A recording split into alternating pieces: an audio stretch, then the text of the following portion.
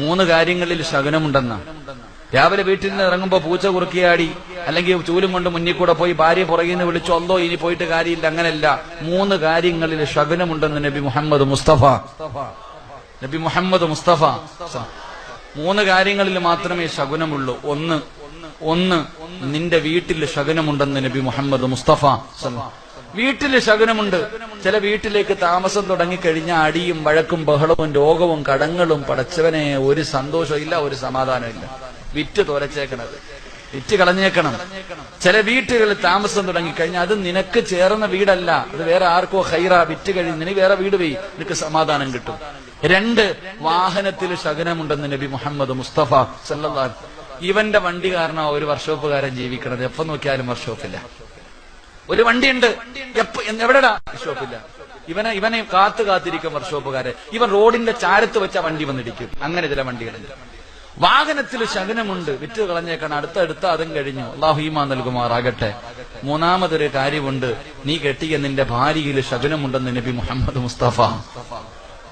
നബി മുഹമ്മദ് മുസ്തഫ ഭാര്യയിൽ ശകുനമുണ്ട്. ചില ചെറുപ്പക്കാര് പറയത്തില്ല, എന്റെ പൊന്നാര ഐഷ, എന്നാണോ നിന്റെ കഴുത്തി താലി കെട്ടിയത് അന്നത്തോടുകൂടി കഴിഞ്ഞ് എല്ലാം പോയി. അങ്ങനെ പറയണവരുണ്ട്. ചിലര് പറയും, നീ വന്നതോടുകൂടിയാണ് അള്ളാഹു എനിക്കെല്ലാം തന്നത്. അള്ളാഹു അങ്ങനെ ആക്കി തരുമാറാകട്ടെ. അള്ളാഹു അങ്ങനെ ആക്കി തരുമാറാകട്ടെ. വീടാണെങ്കിൽ വിൽക്കാം, വണ്ടിയാണെങ്കിൽ വിൽക്കാം. ഇതുങ്ങൾ എന്ത് ചെയ്യാൻ പറ്റും? തലാക്ക് പറഞ്ഞ ഉണ്ട തിന്നാം. അള്ളാഹു ഈമാൻ തരുമാറാകട്ടെ. എന്താ തലാക്ക് പറഞ്ഞ അകത്ത് പോയി കിടക്കാൻ ജാമ്യം തന്നെ ഇല്ല മനുഷ്യ. നീ ഒരു വഴിയേ ഉള്ളൂ, സഹിക്ക്. കെട്ടണ സമയത്ത് നേരെ ചൊവ്വ കെട്ടണമായിരുന്നു. അത് നിന്റെ തെറ്റല്ലേ? അത് നിന്റെ കുഴപ്പമല്ലേ? വിവാഹം കഴിക്കുന്ന സമയത്ത് നീ നല്ലത് നോക്കി കെട്ടണമായിരുന്നു. ഖുർആൻ പറഞ്ഞില്ലേ? അള്ളാഹുവിന്റെ വിശുദ്ധമായ ഖുർആൻ പ്രവാചകൻ അവിടെ നിന്ന് പറഞ്ഞു, നിങ്ങൾ വിവാഹം കഴിക്കുന്ന സമയത്ത് 4 കാര്യം നോക്കണം. ആ 4 കാര്യത്തിൽ ഏറ്റവും പരിഗണിക്കേണ്ടത് ഫളുഫറു ബിദാത്തിദ്ദീൻ, ദീനുള്ള പെണ്ണിനെ വിവാഹം കഴിക്കാവൂ എന്ന് നബി മുഹമ്മദ് മുസ്തഫ. അപ്പൊ നോക്കി കെട്ടാത്തത് നിന്റെ കുഴപ്പമല്ലേ? അതുകൊണ്ട് വിവാഹം കഴിക്കാത്ത ചെറുപ്പക്കാരോട് പറയാം, മക്കളെ, ബസ് സ്റ്റോപ്പിൽ നിന്ന് ഫോൺ നമ്പർ തരാനും വിളിക്കാനും സിനിമയ്ക്ക് വരാനും ഒരുപാടെണ്ണം ഉണ്ടാകും. വിളിച്ചുകൊണ്ട് വന്ന വാപ്പ കടന്ന് കരയണ പോലെ കരയേണ്ടി വരും. അള്ളാഹു ഈമാൻ തരുമാറാകട്ടെ.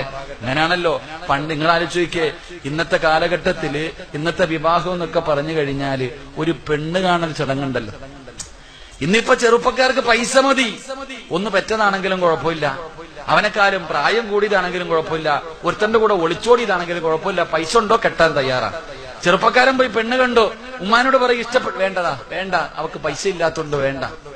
പണം കണ്ടിട്ട് പെണ്ണ് കെട്ടാൻ നിൽക്കുന്ന ചില ചെറുപ്പക്കാരുണ്ട്. അള്ളാഹുവിന്റെ റസൂൽ സല്ലല്ലാഹു അലൈഹി വസല്ലം തങ്ങൾ പറഞ്ഞു, മൻ തസവ്വജ ലി ഇംറാത്തി മാലിഹ, ഏതെങ്കിലും ഒരുത്തൻ പെണ്ണിന്റെ പണം കണ്ടിട്ട് വിവാഹം കഴിച്ച അള്ളാഹു